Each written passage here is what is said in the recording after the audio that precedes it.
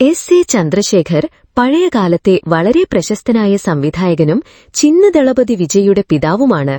വിജയിയോട് ആലോചിക്കാതെ നടന്റെ fans association ഒരു പൊളിറ്റിക്കൽ പാർട്ടിയായി രജിസ്റ്റർ ചെയ്യാനായിരുന്നു ചന്ദ്രശേഖർ ശ്രമിച്ചത്.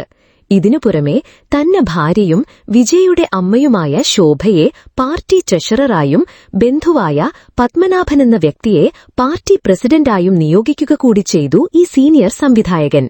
ഇതറിഞ്ഞ വിജയ് താനൊരു പാർട്ടി ആരംഭിക്കാൻ അനുമതി നൽകിയിട്ടില്ലെന്നും തന്റെ പേരുപയോഗിക്കുന്നത് തടയുന്നതിനായി 11 പേർക്കെതിരെ കോടതിയിൽ കേസ് ഫയൽ ചെയ്തിട്ടുണ്ടെന്നും വ്യക്തമാക്കി. വിജയുമായുള്ള പിണക്കത്തെക്കുറിച്ച് മാധ്യമപ്രവർത്തകരുടെ ചോദ്യത്തിന് അദ്ദേഹം ഇങ്ങനെ മറുപടി പറഞ്ഞു: നിങ്ങൾ കേൾക്കുന്നത് ശരിയല്ല എന്നാണ്. പിന്നീട് അദ്ദേഹം മറയാറൊരു അഭിമുഖത്തിൽ ഇക്കാര്യം കൂടുതൽ വ്യക്തമാക്കി. ഞാൻ ഒരിക്കലും വിജയെ നിരാശപ്പെടുത്തിയിട്ടില്ല. പൊതുവെ ആൺമക്കൾക്ക് അച്ഛനേക്കാൾ അമ്മമാരെയാണ് ഇഷ്ടം എന്ന് പറയാറുണ്ട്. എന്നാൽ വിജയ് അതിൽ നിന്ന് വ്യത്യസ്തനാണ്.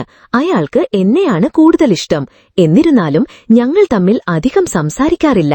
പക്ഷെ ഞങ്ങൾ രണ്ടുപേർക്കും ഇപ്പോഴും പരസ്പരം സ്നേഹമറിയാം, സംവിധായകൻ പറഞ്ഞു.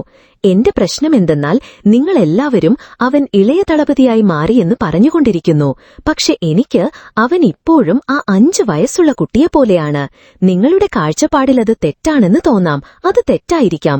പക്ഷേ അവനോടുള്ള എന്റെ സ്നേഹം മൂലമാണ് എനിക്ക് ചില തെറ്റുകൾ സംഭവിച്ചിരിക്കുക. നമുക്കത് മറക്കാം.